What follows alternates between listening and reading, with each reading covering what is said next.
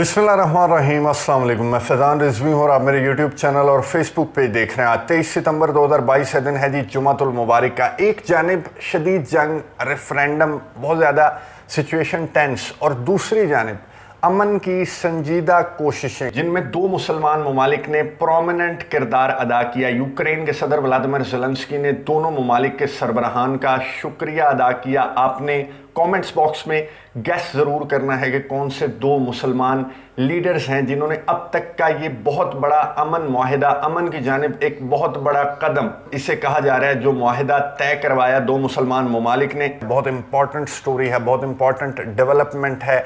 आज की वीडियो में आपके साथ डिटेल्स शेयर करूंगा। उससे कबल मैं आपको बता दूं कि ये कुछ व्यूअर्स आप में से पूछ भी रहे थे कि रीसेंट डेटा जो है वो शेयर करें कि कितने कैजुअलिटीज़ रिपोर्ट हुई हैं, कितना ज़्यादा नुकसान इधर, कितना ज़्यादा नुकसान उधर हुआ है। तो डिफेंस मिनिस्ट्रीज़ की जानिब से गुज़िश्ता 1-2 महीने से इस तरह का डेटा जारी नहीं किया जा रहा था, लेकिन अब यूक्रेन की डिफेंस मिनिस्ट्री ने ये तफसीली डेटा जारी किया, जिसमें आपको नज़र आ रहा होगा कि हैरान कुन है कि यूक्रेन के 55,510 फ़ौजी अब तक इन 7 महीनों के दौरान इस जंग में मारे जा चुके हैं। बहुत ज़्यादा ज़ख्मी भी हैं और बहुत ज़्यादा कैदी भी हैं। 2,236 टैंक्स बताए गए हैं यूक्रेन की जानिब से कि उनके तबाह हुए। ये अच्छा खासा नुकसान है, क्योंकि जिस तरह की स्टेटमेंट्स यूरोप और मगरब की जानिब से सामने आ रही थी, यूक्रेन की जानिब से सामने आ रही थी, वो इतना ज़्यादा एग्जैजरेट करके रशिया का बता रहे थे कि 80,000 मर गए, 60,000 मर गए, हज़ारों टैंक्स हमने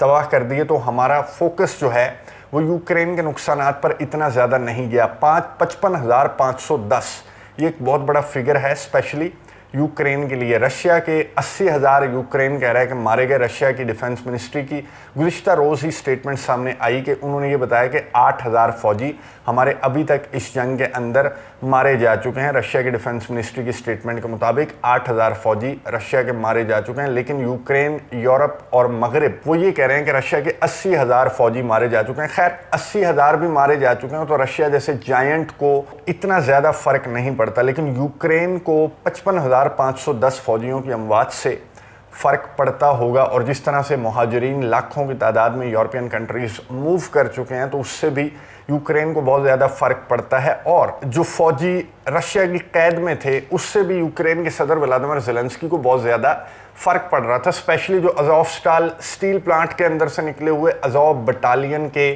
कैदी थे, उनसे यूक्रेन को बहुत ज़्यादा फ़र्क पड़ रहा था। यूक्रेन बहुत ज़्यादा कोशिशें कर रहा था कि अज़ोवस्टाल स्टील प्लांट के अंदर से जो कैदी जिन्होंने सरेंडर किया था, और मॉस्को ने उन्हें ये कहा था कि सख्त से सख्त सज़ाएं दो, इन्हें फांसी की सज़ा दो। कुछ को डेथ सेंटेंस सुनाया गया, जिनमें यूके के 2 शहरी थे, फिर मोरक्कन शहरी था, फिर अमरीकी शहरी भी कुछ पकड़े गए जो फॉरेन फाइटर्स का टैग लगाकर यहाँ पर इस जंग में लड़ने के लिए आए हुए थे। तो कुछ डोनियस की अदालत ने कुछ सख्त सज़ाएं भी इन कैदियों को सुनाई, जिनकी रिलीज़ करने की डिमांड कर रहे थे यूक्रेन के सदर व्लादिमीर ज़ेलेंस्की। तो मैं आपको बता दूं कि 250 कैदियों का तबादला हुआ, तकरीबन 250 अकॉर्डिंग टू सम रिपोर्ट्स इनका तबादला हुआ। बहुत खुफिया बैकडोर राबतों के बाद 250 कैदियों का तबादला हुआ। और आप हैरान होंगे जानकर के जिन कैदियों को रशिया ने डेथ सेंटेंस सुनाई थी, डोनियस की अदालत ने, लोहेंस्क की अदालत ने, वो भी इस तबादले के अंदर शामिल हैं। वो कैदी जिसमें 2 बरतानिया के शहरी हैं, एक मोरक्कन शहरी है,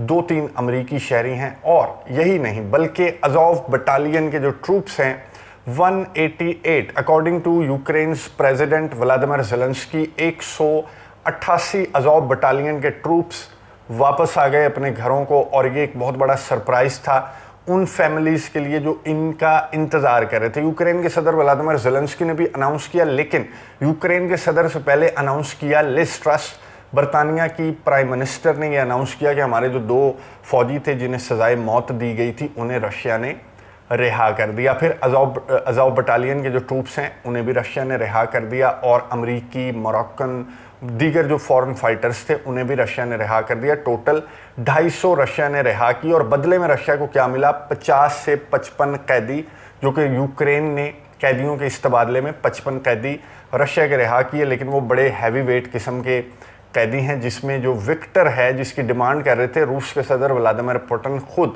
और रूस के जो हाई रैंक ऑफिशियल्स हैं, सरगे लैवरोव हैं फॉरेन मिनिस्टर, उनकी जानिब से भी स्टेटमेंट सामने आई थी कि हमें विक्टर चाहिए। ये बहुत प्रोमिनेंट पॉलिटिशियन हैं यूक्रेन के, आपको तस्वीर नज़र आ रही होगी, और इन्हें यूक्रेन के सदर व्लादिमीर ज़ेलेंस्की कहते हैं रशियाज़ फ़ैन, रशिया के फ़ैन के तौर पर इन्हें तंज़िया यूक्रेन के सदर व्लादिमीर ज़ेलेंस्की कहते हैं कि ये रशिया का फ़ैन है। तो इन्हें गद्दारी के मुकदमे में गुज़िश्ता साल गिरफ्तार किया गया था और इन्हें बड़ी सख्त सज़ा सुनाई गई थी। तो रशिया ने, मॉस्को ने, व्लादिमीर पुतिन ने डिमांड की थी कि विक्टर के बदले जो मर्ज़ी ले लो हमारे से। तो विक्टर यूक्रेन ने छोड़ दिया और साथ 55 मज़ीद फ़ौजी हैं जो कि यूक्रेन ने रिहा किए। अब रशिया जो इतनी ज़्यादा सख्त स्टेटमेंट्स और इतनी ज़्यादा सख्त सज़ाएं सुना रहा था, उसने ये फ़ौजी कैसे छोड़ दिए, उसने कैदी कैसे छोड़ दिए। बरतानिया, जिसके हवाले से रशिया की बहुत ज़्यादा सख्त मौक़िफ़ था, लिज़ ट्रस जब प्राइम मिनिस्टर मुंतखब हुई बरतानिया की, तब भी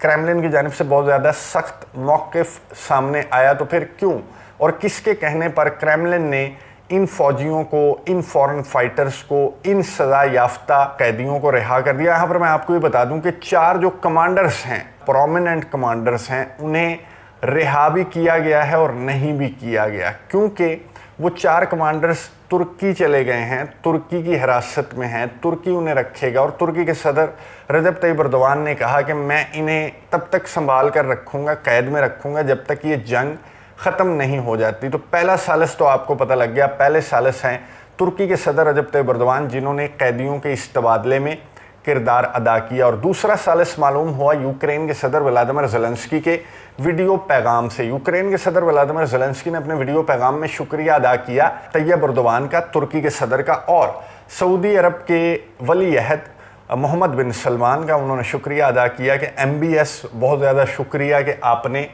कैदियों के इस तबादले में बहुत अच्छा किरदार अदा किया। यानी कि मोहम्मद बिन सलमान और तुर्की के सदर रजब तय्यिप एर्दोगान की ये काविश थी, ये बहुत बड़ा मुआहिदा, ये बहुत बड़ा कैदियों का तबादला जो है वो एक्चुअली देखने में शायद आम सा लगे, लेकिन ये बहुत बड़ा एक मूव है टुवर्ड्स पीस। और यही बात की तुर्की के सदर रजब तय्यिप एर्दोगान ने, जिन्होंने जो न्यूक्लियर पावर प्लांट है उसके मामले में भी सालिसी कर रहे हैं, ग्रेन्स का जो मामला है उसके मामले में भी तुर्की के सदर रजब तय्यिप एर्दोगान सालिस हैं। दोनों ममालिक को बातचीत की टेबल पर बिठाना भी चाहते हैं। इस्तांबुल के अंदर बहुत सारे अदवार भी दोनों ममालिक के ऑफिशियल्स के तुर्की के सदर मीडिएट कर चुके हैं, लेकिन इस तरह की खुशी का इजहार तुर्की के सदर रजब तय्यिप एर्दोगान ने और इस तरह की उम्मीद का इजहार तुर्की के सदर ने पहले कभी नहीं किया था। तुर्की के सदर ने कहा कि ये अमन की जानिब सबसे बड़ा कदम है और मैं दोनों ममालिक की जंग बंद करवा दूंगा। अब मुझे ऐसा लगता है, क्योंकि वो मुआहिदा है, ये वो डील है जो नामुमकिन दिखाई दे रही थी, जो मेरी काविशों की वजह से